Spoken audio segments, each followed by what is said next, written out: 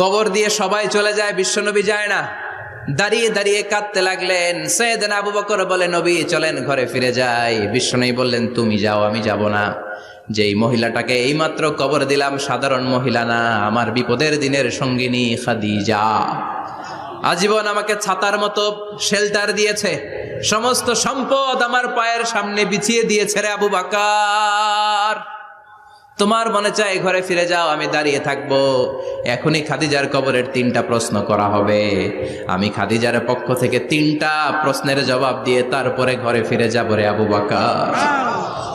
সাইয়েদনা জিবরাইল এসে বললেন, ইয়া রাসূলুল্লাহ, ইয়া হাবিবাল্লাহ, দাঁড়িয়ে থাকার দরকার নাই, আবু বকরের সাথে চলে যান। রব্বুল আলামিন বলেছেন, ওই কবরের 3টা প্রশ্নের জবাব দিতে যদি খাদিজার সমস্যা হয়, আরশের উপর থেকে 3টা কবরের প্রশ্নের জবাব আল্লাহ নিজেই দিয়ে দিবে।